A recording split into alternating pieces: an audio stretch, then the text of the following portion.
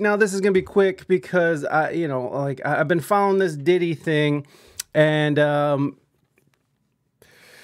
it just gets worse and worse. Obviously, we're talking about the Jeffrey Epstein of rap, and it goes higher than Diddy. We know that there's CEOs and people going all the way to the top of these companies who are involved and knew what Diddy was doing and attending the parties in which he was doing it. So this is actually a suit that came out last year, I believe, and it involved a singer, Aaron Hall. So this is an amended lawsuit that alleges Sean Diddy Combs and Aaron Saul assaulted a minor. And not a minor, like, mining for gold. I love that the yawns just wait until I'm streaming and then they come out in full force.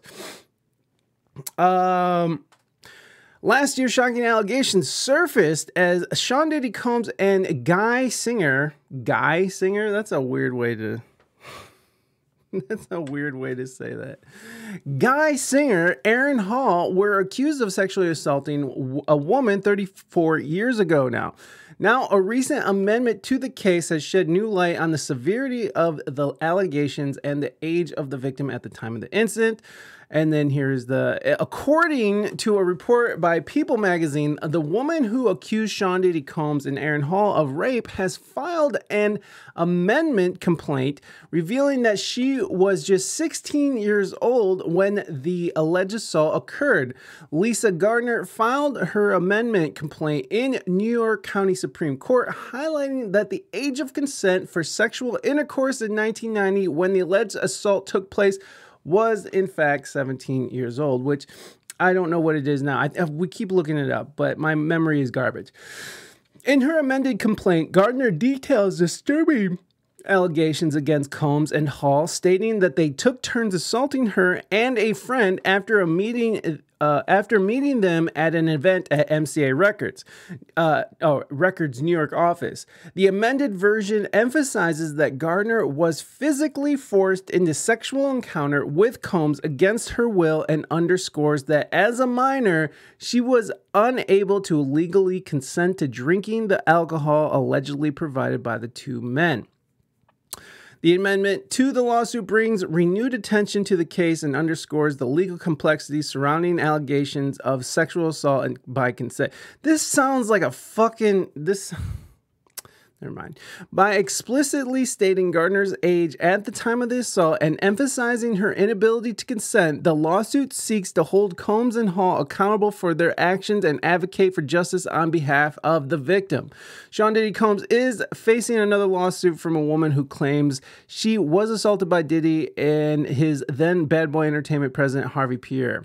So this is, because this is 34 years old, this is what's going under, what was that called? The New York,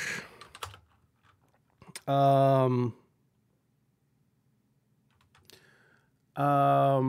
York Adult Survivors Act. So the New York Adult Survivors Act is the Adult Survivors Act created a special 1-year look back window allowing survivors whose case or claim had expired outside the statute of limitations and who were 18 or older when they were sexually assaulted in the state of New York, to file a lawsuit against a person who harmed them and or negligent institution. So this is, I don't know if it's following under that. Let me see.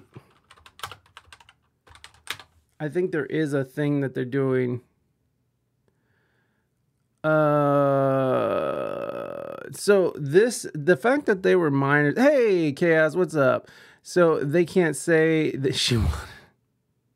No, they cannot. No, they cannot say that. So it's basically allowing statutes of limitations to not be a factor in a civil case against P. Diddy. So Diddy won't be going to prison for this. Oh my goodness, it doesn't pay to be a all-around whore. I hope you're referring to Diddy and not those poor young victims. What's the age of consent? in New York. Okay, so it's 17 years old still. Okay, thank you. Diddy is gross. Diddy is gross. So this is a civil trial that is ongoing right now. Diddy will have to face this, and he's probably going to get sued out of his ass. Of course, Diddy has lost a lot of endorsements. He's lost his liquor company licensing. He's lost a lot of stuff. He's catching up to, yeah. He's definitely the R. Kelly of rap. I would go even further. He's like the Jeffrey Epstein of rap. Like, he is gross. Again, these allegations against him, especially in the latest case that's open right now, and this is a criminal case. Now, he can go to prison for the case that Lil Rod has put against him, because these allegations stem from just November of last year. And that's the one where Diddy was filming this producer who worked on his Love album that he was nominated for a Grammy for, by the way. And he ended up not paying the dude. That's where we meet Fahim Muhammad, who was a part of his cleanup crew, Diddy's cleanup crew, where Diddy and his son allegedly murdered somebody in a studio. And then Fahim Muhammad came in and talked to the LAPD, where they cleared him as just a drive-by shooting, a random act of violence. And of course, Fahim Muhammad is also connected to the death of Michael Jackson. He was there when Michael Jackson passed away, along with the doctor who OD'd him, MJ, and his children. So it's weird connection there with Fahim Muhammad. But again, these are criminal cases that he can actually go to prison for because of what Lil Rod's doing. This one right here is going to be a civil case where he won't go to prison, but this young woman will be able to, sue for damages and such. So lots going on with Diddy. But yeah, this is just a quick update. This is just an amended lawsuit. So again, this falls under the New York Survivors Act, which opened up a year window to allow people who felt like they have been violated in the past and lift the statutes of limitations so they can prosecute or sue in a civil case. So there's that. Freaking Diddy, man. He is just the worst. Anyways, so let's move on. We have more stuff going on right now. Mighty, welcome in. Ty, hello as well. I didn't say hi. I just went straight into Diddy being a whore. This is why Mace said goodbye forever. Yeah. And Mace has actually come out and said stuff before, right? Like, there's a video of Mace. Isn't there a video of Mace? I mean, there's tons of videos of people who's worked with Diddy talking about how gross Diddy is. Video of Mace speaking against Diddy. Mace, and Mace. Versi, top dog, the top one. Versi, what's good with you, boy? I'm in King. G-Unit was somewhat a deal that you guys tried to make happen. What went wrong with that deal? Well, Diddy's always been kind of just shady about his business work. That's what we're on there for. Yeah. You know why it didn't go through. Diddy didn't let it go through. Uh-huh. That's the reason it didn't go through. This isn't anything. He wanted. Diddy. Mace brutally drags and exposes Diddy. So I'm pretty sure he said stuff. Hip hop mogul Sean Diddy going. Diddy is accused of lawsuit. Blah blah blah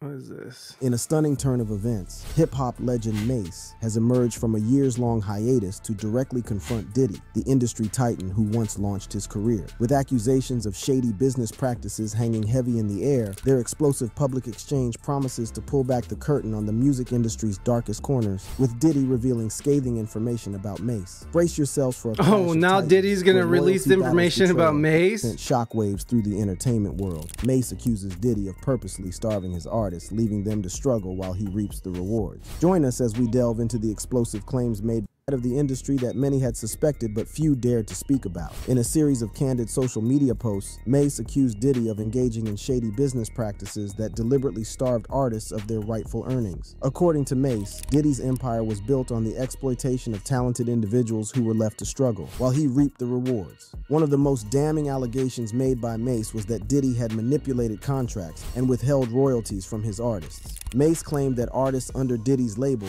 Bad Boy Records, were subjected to unfair deals that left them financially crippled, while Diddy amassed immense wealth. Oh, and you know, that's what Lil Rod is talking about too in this case, where Lil Rod is talking about how he worked on this album. I think it's called The Love Chronicles. Is that what it's called? I can't remember. It's whatever album came out last year. And Lil Rod, who is the alleged victim and the person who filed the lawsuit against Diddy and is naming all these names and executives and stuff, he claims he never got paid for the work he did. He produced almost an entire album for Diddy, went traveling around all around the country and the world, getting drugged, getting his butthole caressed, which he says, right, his anus was touched several times, you know, being drugged, forced to have sex with prostitutes, getting accosted by Cuba Gooding Jr., while all these executives from his label is there witnessing all this, doing all these drugs. After all was said and done, Lil Rod ended up not getting paid. Right. So that was really what started the whole lawsuit. It was like, man, I did all this shit. It's a Grammy nominated album and I didn't get shit for money. So Diddy, this falls right in line with what Diddy would do. Right. Diddy done did it. Right. We know that he is not afraid to do shady business practices. We know that Christopher Wallace was on his way out of Bad Boy and he was talking about going to a different label, and then all of a sudden Biggie's dead, right?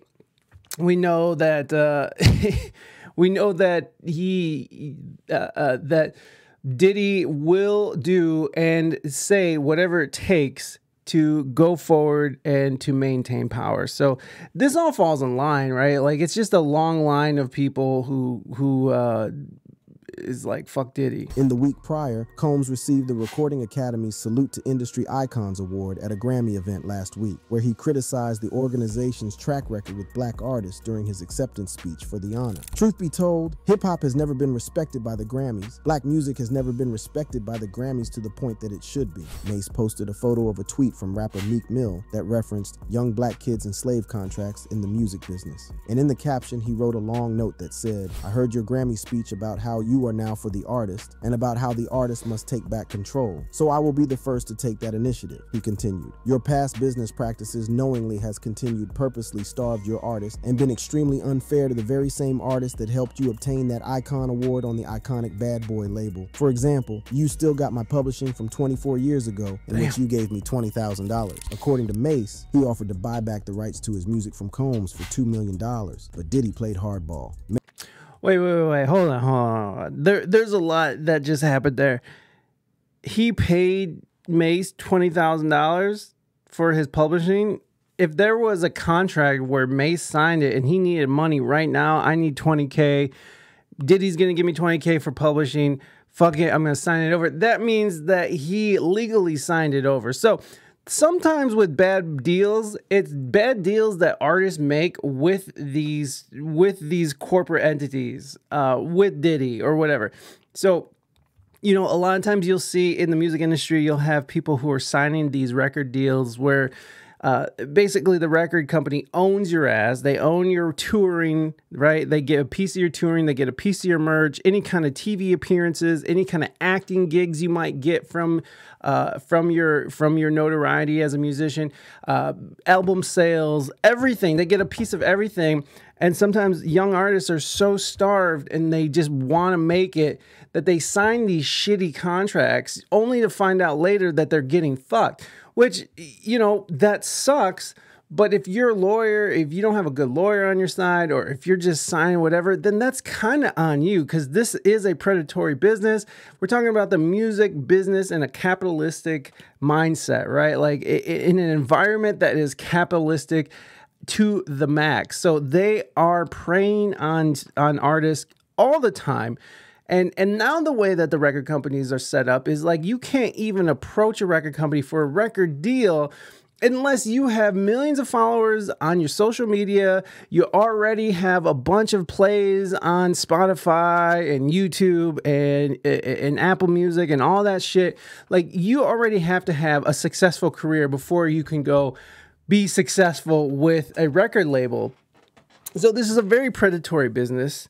And so if May signed away his publishing for $20,000, that's on his ass. And just because he's mad that Diddy gave him a shit deal and he signed away, that's on him. He should have known better. But sometimes you don't. Sometimes, and it's crazy how you see it in the rap game. A lot of these rap artists end up, they have a hit and they end up living that lifestyle that they rap about. And then they end up broke. And then they're like, well, where's all the money? And it's like, well, you got your money. You sign these contracts and now you're screwed. And they still gonna pimp you out. Yeah. Oh, yeah. Oh, yeah. That's how it works, man. So, Mace, I don't know what the whole stance was, but with Mace, I don't know what all happened with that, but it's just what it is, It is what it is. Anyways, moving on to